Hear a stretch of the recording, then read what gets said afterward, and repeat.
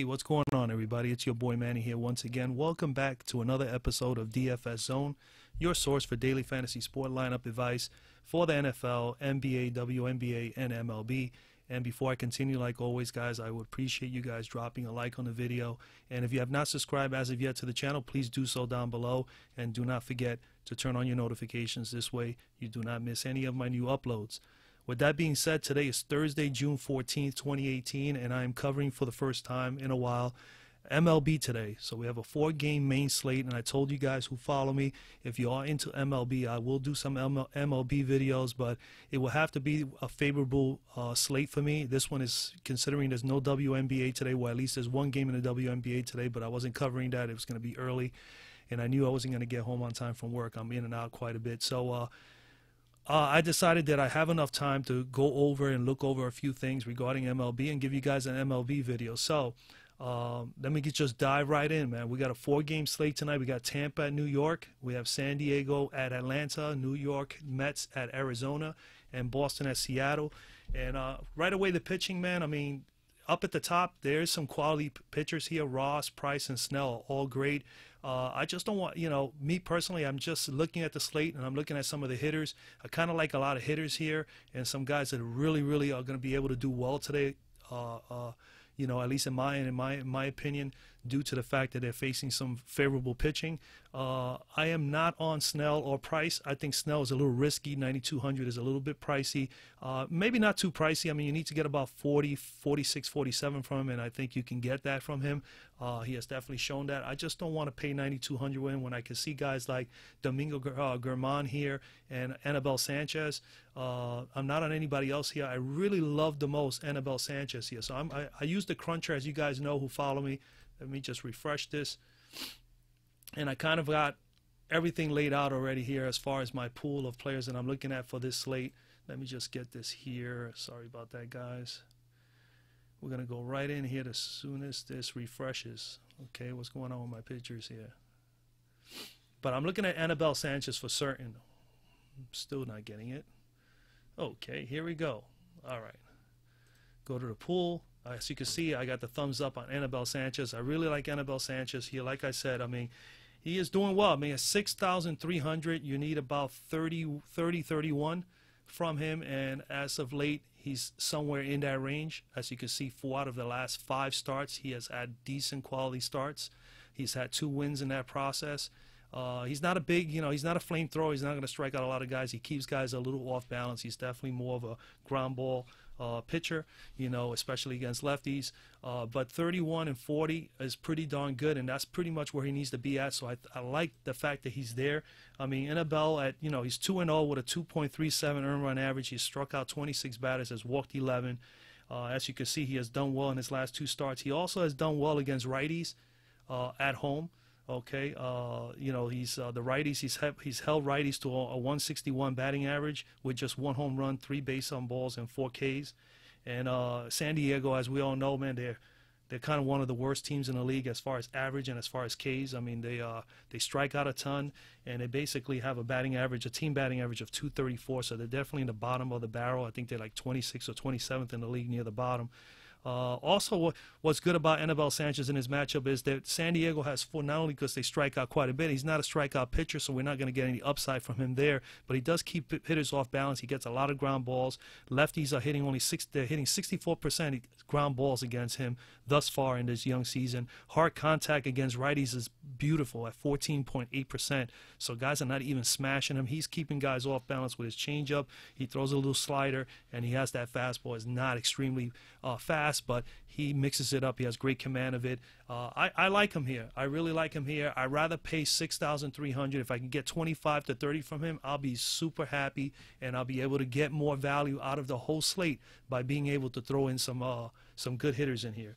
And when we talk about hitters, I'm going to go right into it. The next guy, at first base, these are the 3 guys I'm looking at. I love Freddie Freeman, Paul Goldschmidt, and J.R.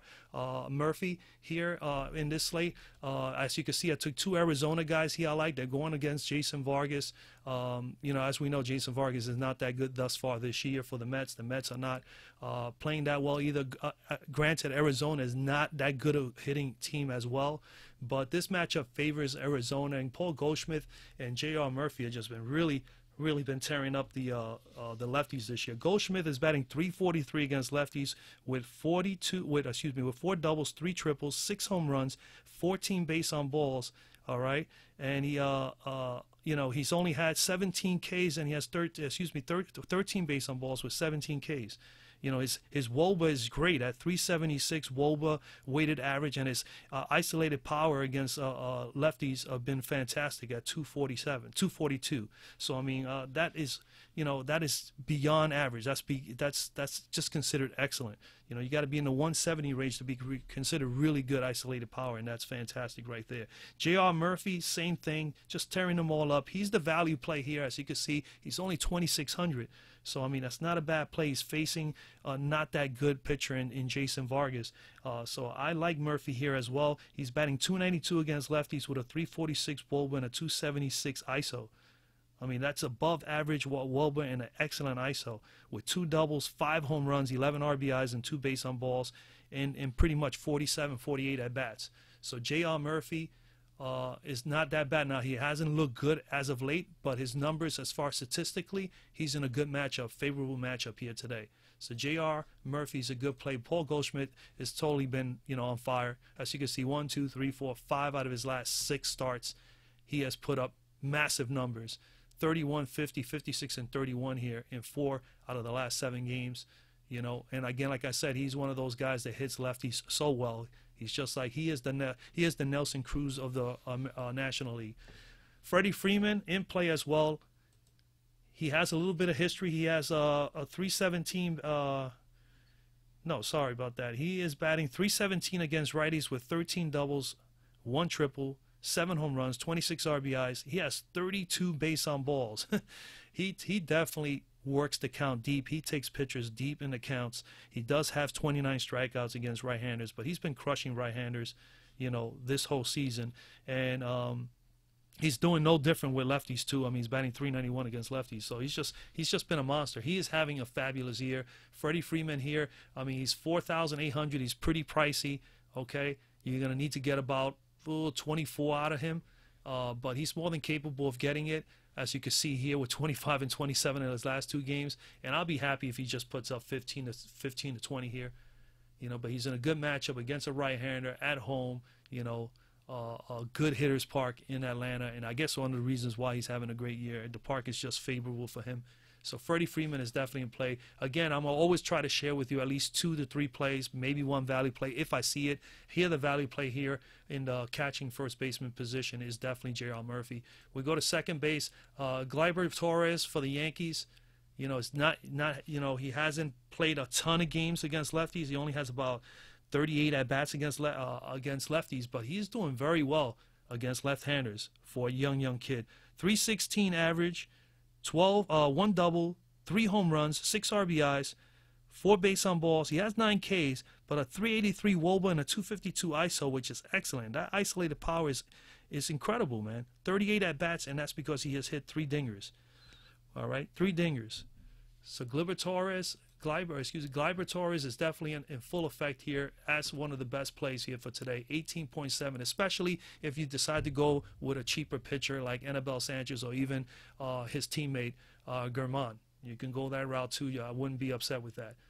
But Gleyber Torres, he is definitely a very good play here. He's probably the best play here, at least for me. If I look at this and I go to second base, Ozzy's playing terrible against righties. Torres is the best deal. Velasco hits lefties well. He doesn't hit lefties well. He hits righties better. So definitely Daniel's not a good play. D. Gordon would not be a bad play here at 3,000. He hits lefties pretty well. He's facing David Price. All right, I think he's batting like about 273. As a matter of fact, 273 with 4 doubles, 1 triple, 6 RBIs. 1 base on ball, and he has 5 stolen bases against lefties. He does very well against lefties. Eduardo Nunez is another guy who's doing fairly well as well, so you can always consider him if you wanted to go that route. I'm not on anybody else.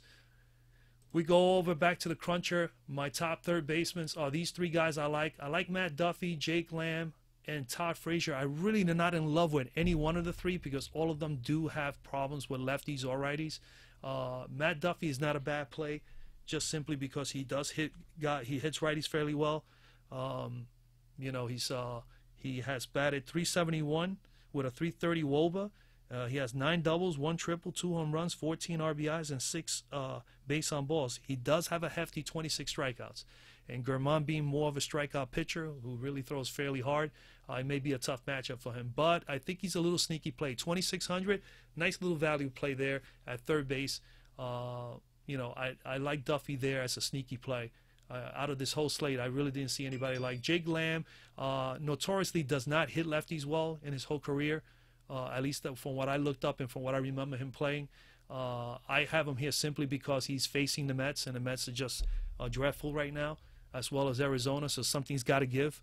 I'll be totally honest with you. So Vargas is not a bad matchup for him, even though he's a lefty hitter.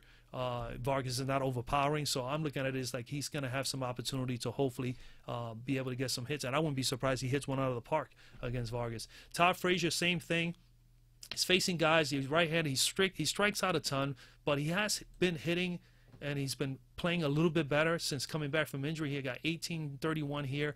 Had 2 home runs over the last 4 games. You know, that's what he's good for. He does hit a lot of solo home runs. If he's able to get across one, this is the team that should be able to do it with, because Arizona is definitely not one of the best teams in the league. And even though Arizona is doing well as far as winning games, they just really are not that good offensively. Their average is very, very poor, probably the worst in the league, and they do strike out a ton as well. So, I mean, Todd Frazier, you know, I'm looking at it as that he may have an opportunity to get a couple of hits today. So I still favor Matt Duffy because I just like the stats there. As you know, if anybody follows me, I really look at the stats more, and that's what I like about this matchup for Duffy. When we go to shortstop, couple of guys here. I like the Arizona guys again. I think the Arizona is going to be a nice stack. I'm going to discuss that in a moment as far as hitters are concerned. Gene Segura is definitely a nice little sneaky play. He's 4,200, is very pricey, but he has hit well against lefties. I mean, he definitely hits the lefties very well. He's batting .383 with 8 doubles, 1 triple, 1 home run, 11 RBIs, 3 base on balls. He does have 13 strikeouts. He's another guy that, like D. Gordon, like his teammate, that really runs well against lefties. He has 6 stolen bases, all right? So he's definitely in a good spot here against David Price, who is not the David Price of 5 or 6 years ago. So Gene Segura, and then especially both of these teams are fairly good teams as far as record-wise. I could see, and then he's also playing at home. So I like Segura here. You know, I think he has a shot here to do something. He is priced at 4,200. I mean, you need 20.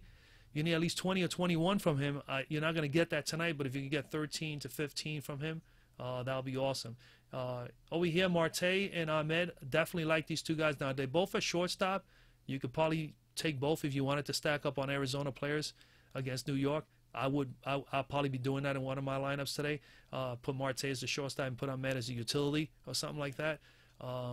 Because something tells me Arizona hitters are going to do well today against Mr. Vargas. And these guys hit lefties very well. They hit lefties very, very well. Marte is batting .308 with 9 doubles, 3 triples, 2 home runs, 14 RBIs, and 8 base on balls against lefties. Ahmed is batting .286 with 5 doubles, 1 triple, 4 home runs, 10 RBIs, and 5 base on balls. They both are doing very well, as we see Marte's .311 WOBA with a .164 ISO against lefties and a .297, .194 for Ahmed. You know, their price not too bad, 3,200 for Marte, so you need about 15 from him, and then 2,800. You know, over here you're gonna probably need about, you know, I would say maybe 13. If you get 13 from Nick, that'll be great. You know, we'll see. It's not gonna be that easy, but out of this slate, these are the guys I like as far as numbers are concerned. The matchup is just there; it's just perfect for them. So those are the guys I like. I do have 4 guys here for the outfield. And let me just get that information for you. 4 guys in the outfield. I definitely like these guys. I mean, Markakis is hitting guys very, very well in the outfield. Versus righties, Markakis is batting .325 with 11 doubles, 5 home runs, 27 RBIs, 20 base on balls, and only 12 Ks. He doesn't strike out a whole lot. He's got a .382 WOBA and a .166 ISO against righties. All right, so he's doing very, very well. I definitely like Nick Markakis here today against Mr. Ross. Bennett is definitely a fantastic play. These 2 Boston guys have been tearing it up against right-handers. They have a very small sample, BVP versus Hernandez. Martinez is only 2 for 5 with 2 hits and a batting average of 400 against Hernandez, and Bennett batting 500 or just 1 for 2. So that's small little sample size. I'm not going by that. I'm going by the fact that they have hit righties very, very well this year. We got Martinez is batting 314 with a 430 WOBA and a 337 ISO, which is outstanding. 13 doubles, 1 triple, 20 home runs. He has 22 home runs, so 20 of those home runs are to the right-handed pitchers. 48 RBIs, 24 base on balls. He does have 46 strikeouts, all right? But, I mean, he's just been massive. That ISO is just ridiculous. So J.D. Martinez is definitely in play today. You know, at that price, it's very, very hefty, $4,900. No different for Andrew Benintendi. 328, his average is even higher. Okay, 14 doubles, 1 more than Martinez. He has 5 triples, 9 home runs, 38 RBIs, 32 base on balls. This guy takes pitchers deep and counts. He's very patient, but at the same time, he definitely strikes out quite a bit too. He has 30 Ks, but he has more walks than strikeouts, so I'll definitely take that. Yes, that's a 402 WOBA with a 254 ISO. I mean, that's you know, it's crazy. That's an excellent WOBA and an excellent ISO. Not even average or above average, just beyond that. So these guys definitely are a good stack tonight. I like the Boston hitters tonight, and these two definitely are 2 of my favorite. We go over here, Nelson Cruz, the lefty killer, against David Price. He does have a BVP versus Mr. Price. You know, he's batting 321 with 2 home runs, 4 RBIs, and 5 Ks with a 390 WOBA and a 214 ISO versus Mr. Price. But I not only look at only that, I looked at a little bit deeper, and I know for a fact Mr. Nelson Cruz hits lefties well, and so far this year he has been doing that just right. 302 batting average against lefties thus far this year with 4 doubles, 6 home runs, 10 RBIs, 8 base on balls, and only 12 Ks. Nelson Cruz does not strike out a whole lot. He definitely puts the ball in play. This is good matchups. Out of all the guys I gave you here that I think are fine plays, these 4 guys are really, really fine plays here. The only thing is their price is high, and if you're going to get at least 2 of these guys in your lineup, you're definitely going to have to go with a pitcher like Anibal Sanchez or maybe even Domingo Germán for the Yankees tonight. Any one of those 2, and I think you'll be all right. I just like Anibal Sanchez. I had him 2 starts back. He gave me a 40 spot. I'm going back to him again today at home. I really like it. I really like him there. So I'm gonna say definitely try to squeeze in that Mr. Sanchez. And that's basically it, guys, man. Something quick. I mean, as I go along, I'll be obviously bringing in other stuff. I mean, more information pertaining to the pitching, more information towards the pitching. But these are some of the basic things that I look at. I just wanted to do something really quick. I gathered up this information as quickly as possible here because it's a 4-game slate. I know it when it's an 8 or 12 game slate, I won't be able to do it this quickly in 18, 20 minutes. It's going to be more like a 40, 45-minute video, and I don't want to do that. So, again, I'll do what I can to try to get you some MLB stuff to help you guys out. Again, I'm here to try to help individuals find, get information, get advice, get some insight. Sorry about that. Get some insight on making their lineup choices for every day. And again, I'll do everything I can with MLB. Like I said, only small slates I'm going to do. I'm, again, willing to do like the after hours because I do play a lot of after hours. I like the 2 to 3 game slates better. It's a little bit quicker for me to look over the information, make decisions. But the slates have to be favorable. If it looks like it's a nice slate and that I see that there's an opportunity, I'll play it. Sometimes I won't play. And again, of course, I still do the WNBA, so I'll be back again tomorrow tomorrow morning with a WNBA video for tomorrow's slate. So that's basically it, guys, man. Good luck tonight with your lineups. I hope this helped. If you liked the video, please drop a like. If you haven't subscribed to the channel, please do so down below right away, right now. And of course, click on that bell so this way you do not forget. You will not be able to miss out on any of the new videos when they come up, all right? It's very, very important. And for those who have subscribed and have liked my videos and have commented, I truly appreciate you guys. Keep doing it. I love it. I'm here to help you guys out the best way I can. And basically, that's it, man. God bless tonight. Good luck tonight with the lineups. I'm going to work on mine right now, and we'll see what happens. And tomorrow, the next time I do MLB, or again, very quickly, if I win anything on MLB or whatever the case may be tonight, it will be on my Instagram. So you could always go to DFS Zone on my Instagram, and you'll be able to see the actual photo of any winnings that I may have had. I think I won a few bucks last night doing MLB. WNBA, again, 2 nights in a row. I didn't do well. I was doing well, and things were looking good. I was in the money, and then all of a sudden, next thing you know, I come back and check on it, and I'm out of the money, and I never really got close again. I faded off, I think, by 12, almost 13 fantasy points off from cashing, and that was 5 lineups. So, again, we'll try again tomorrow. I mean, I've had success with WNBA, so I see that definitely happening sometime soon. I'm not worried about it. That's it, guys. All right, have a good night. Good luck. God bless, and I'll see you guys tomorrow. Bye.